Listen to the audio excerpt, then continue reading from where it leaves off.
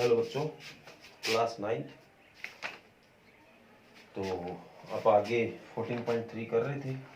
दो क्वेश्चन रहते हैं उसके, क्वेश्चन नंबर 8 और 9। और उसके बाद आप इसके एग्जाम्पल करेंगे। क्वेश्चन 8 और 9। और उससे पहले बेटा दो प्रॉब्लम है, एग्जाम्पल नंबर 3 और एग्जाम्पल नंबर 4। आप उसके बारे में पहले पढ़ते हैं। एग्जाम्पल नंबर 3 है 14.2 का है ये। बोला गया 100 plants each were planted in 100 school during Van Mahotsav.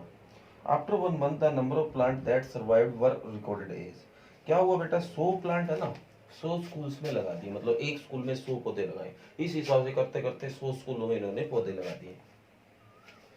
After 1 month, एक महीने बाद देखा गया the number of plant that survived were recorded. उसके बाद जो 100 में से पौधे सर्वाइव कर गए, मतलब बच गए। आपको पता है कुछ पौधे जो है वो बिना पानी या कोई कारण से मर जाते हैं एकदम से। तो अब उनमें से जो बचे हुए पौधे हैं उनकी जो संख्या है वो आपको बता रखी है। जैसे पहले स्कूल में 95 है, दूसरे में 76 है, मतलब 100 में से 95 सर्वाइव करके 5 मर गए एकदम से या खराब हो गए। तो ऐसे ऐसे करके बता रखा है। बाकी करना क्या है ये नहीं बताया, सीधा शायद सॉल्यूशन स्टार्ट हो गया। तो हमें इसका टेलीमार्क्स डाटा तैयार करना है। आई थिंक आपको इसमें दो बातें ध्यान से देखनी होगी कि इसको बनाना कैसे है, और एक आपको ग्रुपिंग में प्रॉब्लम आई होगी। जैसे 20 से 29 का ग्रुप दे दिया, आगे 30 से स्टार्ट हो रहा है। तो देखो बेटा, अगर आप सीधे और सारों का इस तरह टेलीमार्क्स बनाने जाएंगे तो आपको पता है बहुत टाइम लग जाएगा। तो आप इसमें ग्रुपिंग कर लेते हैं। ग्रुपिंग का मतलब एक ग्रुप बना लेते हैं। तो number of plants survive, spelling होगी इसकी, ठीक है बेटा। यहाँ टेलीमार्क्स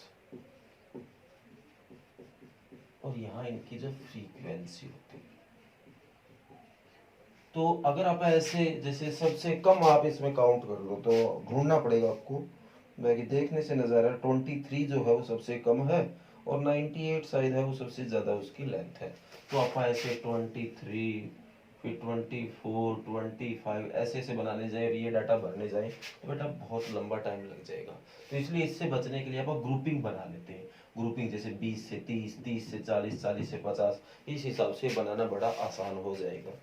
तो रही बात, जब आप इसके ग्रुपिंग देखते हो 20 to 29, 30 to 39, तो आपको एक बात अजीब सी लगी होगी कि सर 20 to 29 और 30 to 39 में सर एक प्रॉब्लम है। प्रॉब्लम ये कि आपने ये बताया कि यहाँ 29 को काउंट नहीं किया जाता और 29 वो यहाँ आता है। तो यहाँ 29 काउंट नहीं करेंगे और यहाँ वो आएगा नहीं, तो सर 29 तो रह ही जाएगा। बिल्कुल आप सही सोच रहे हो बेटा।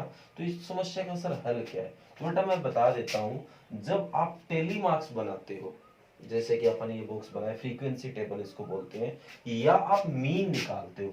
अब मीन इस तरह से आप 10th में निकालेंगे। उसके लिए मैं थोड़ा आपको बता देता हूँ। इस तरह के बॉक्स और मीन निकालने के बॉक्स में इन चीजों से ज्यादा तकलीफ नहीं होती है। और यही अगर आप मोड और मीडियन निकालने जाओगे, जो कि इस क्लास में तो नहीं है, 10th में जरूर आएगा, तब जाके इन चीजों से दिक्कत आती है। तो अब बेटा जरूरी नहीं है कि आप 20 to 29 का मतलब 29 को ना काउंट करो। अब आपको ये बात पता है कि यहाँ 29 नहीं है, तो और यहाँ भी आप काउंट ना करें तो उसका तो कभी नंबर ही नहीं आएगा।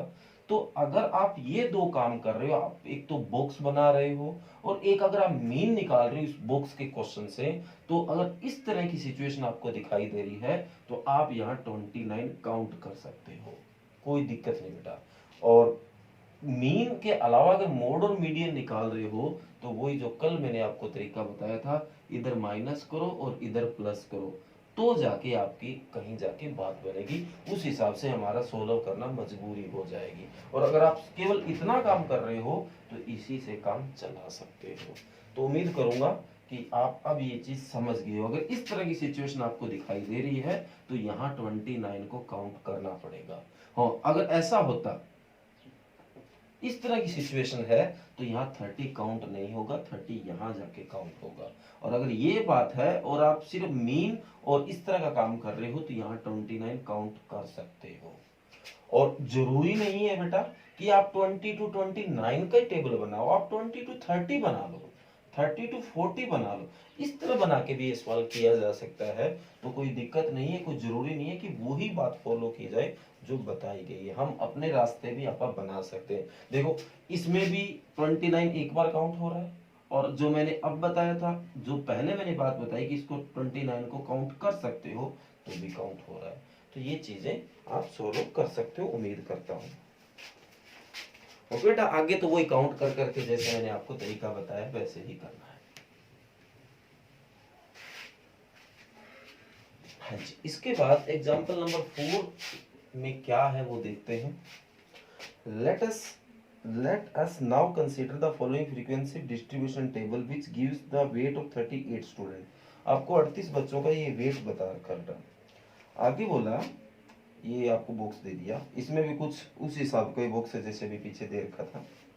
आगे बोला, now if two new student of weight 35.5 kg and 40.5 kg are submitted in the class, then in which interval will we include them। ये क्वेश्चन यहाँ तक बेटा, ये समझ नहीं आ रहा, कुछ इस तरह से शायद पिछला था, अपन इसको देखा नहीं, पर ये क्वेश्चन यहाँ तक है, क्वेश्चन मार्क यहाँ तक था। तो इसका मतलब है कि अगर इस टेबल के अंदर आप दो बच्चे नए ऐड करते हैं, जिसमें से एक का वेट है 35.5 और दूसरे का 40.5, तो आप इसको किस इंटरवल में रखोगे, आप ये बताइए। अब ध्यान से देखो, जो बच्चे आप ऐड कर रहे हैं उनका जो आंसर है वो पॉइंट में है, और ऊपर आपको जो डिटेलिंग दिख रही है वो पॉइंट में नहीं है। तो बेटा अब इसको सोल्व हमें करना पड़ेगा, और सोल्व कैसे किया जाता है वो आपको बताने की ज्यादा जरूरत नहीं है, क्योंकि इसने जो दो बच्चे काउंट किए हैं वो उनका वेट जो है नंबर ऑफ स्टूडेंट, यहाँ तो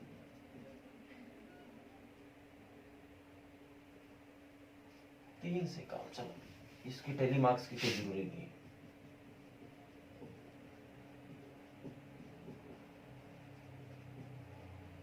और यहाँ भी वेट सी आएगा, बस वो नया बदलेगा, 31 to 35, 36 to 40, 41 to 45, 46 to 50, 51 to 55, 56 to 60, 61 to 65, 66 to 70, 71 to 75, 9, 5, 14, 3, 1, 2, 2, 1, 1, total 38 student है।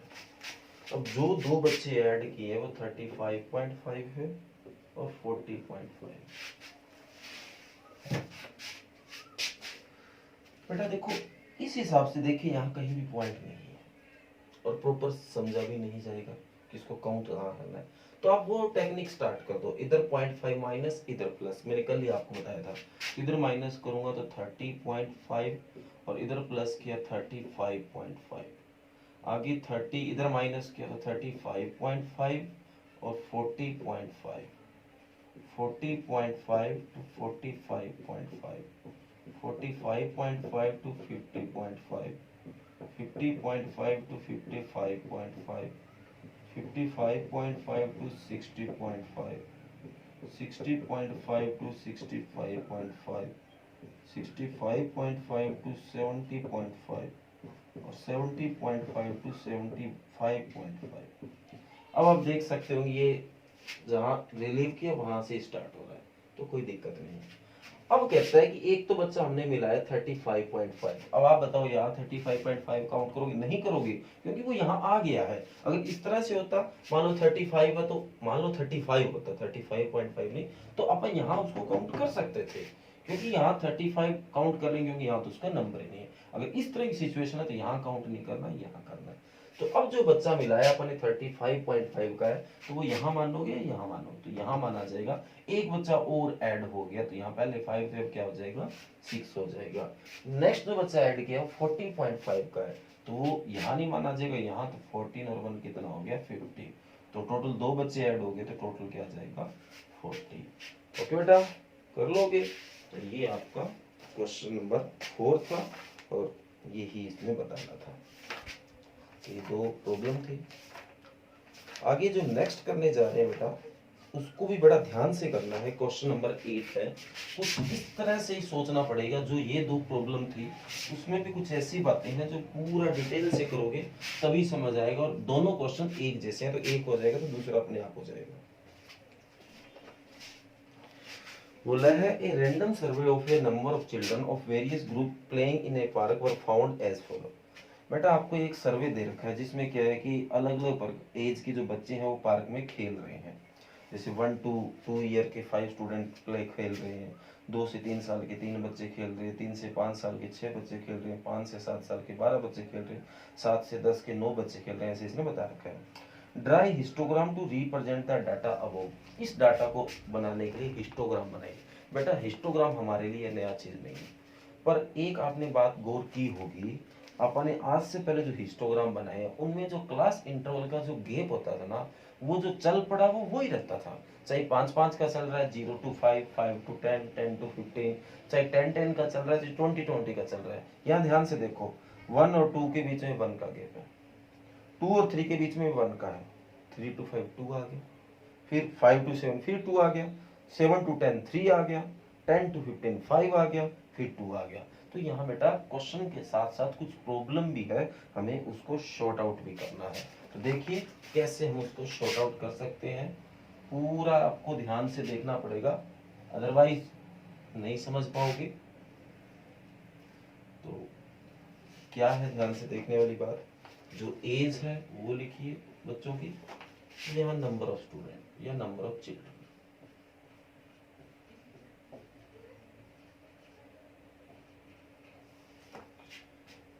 ओके ना। इसके बाद की बात मैं बताऊंगा मैं आपको, 1 to 2, 2 to 3, 3 to 5, 5 to 7, 7 to 10, 10 to 15, 15 to 17।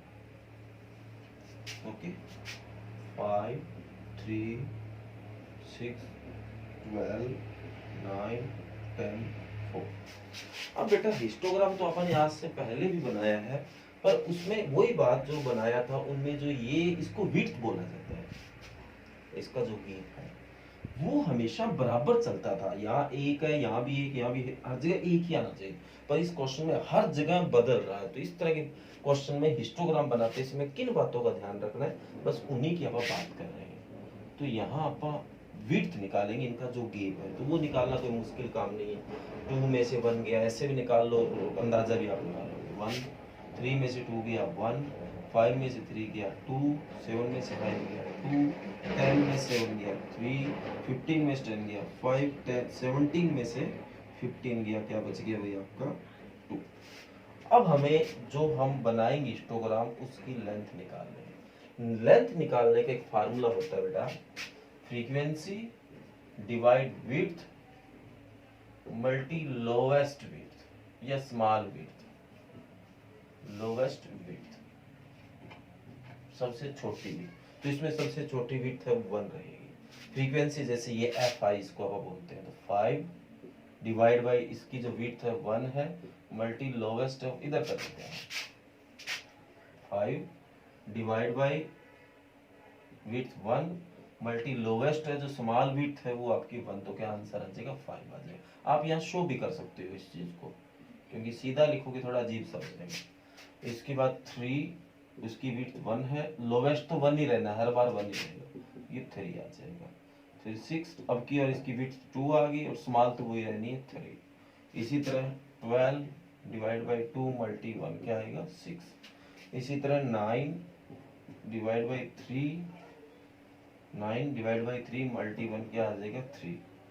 10 divide by 5 multi 1 ये क्या आ जाएगा 2, और 4 डिवाइड बाई 2 मल्टी 1 क्या आ गया 2। तो ये लो आपने जो बनने वाली लेंथ है वो आपने उसकी निकाल ली है।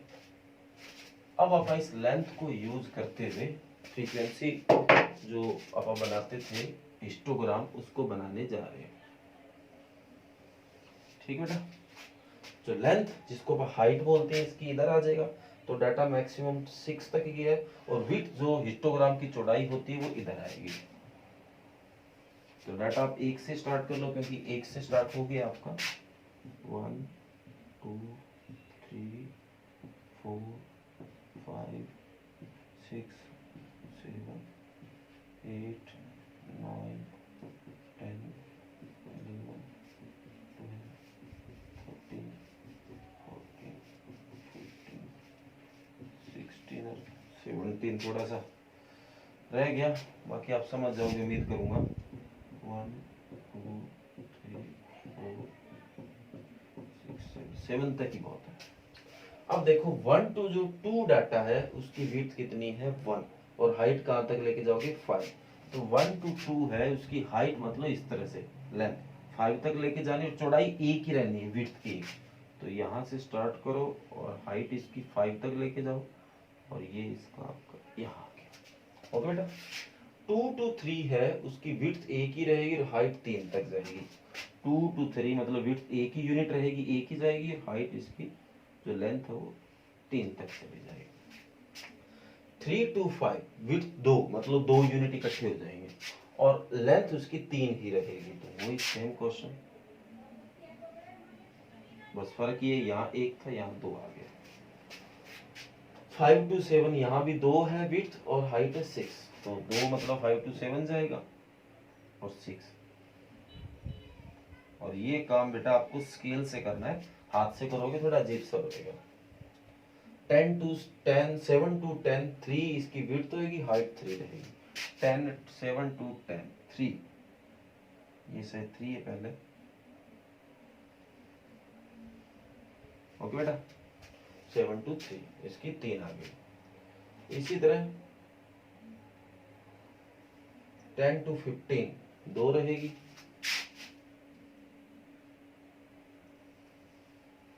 लो भी 10 to 15 2, और 15 to 17 भी 2, तो ये भी यहाँ 2 तक चला जाएगा। उम्मीद करता हूँ आपको ये चीज समझ आई है। इसी तरह बेटा जो क्वेश्चन नंबर 9 है वो आपको अपने आप करना है। ओके बेटा, आज का जो वर्क है बेटा ये 2 ही क्वेश्चन हमारे हुए हैं, क्योंकि वो तो 2 प्रॉब्लम थी पीछे की। तो क्वेश्चन नंबर 8 और 9 करना है, और इसके साथ साथ आपको पता है जब भी हमारी एक्सरसाइज खत्म हो जाती थी हम क्या करते थे, एग्जाम्पल करते हैं। तो 14.3 में अगर आप एग्जाम्पल काउंट करने जाएं तो शायद उनकी संख्या है, एग्जाम्पल नंबर 5 करना है आपको, 6 करना है, 7 करना है,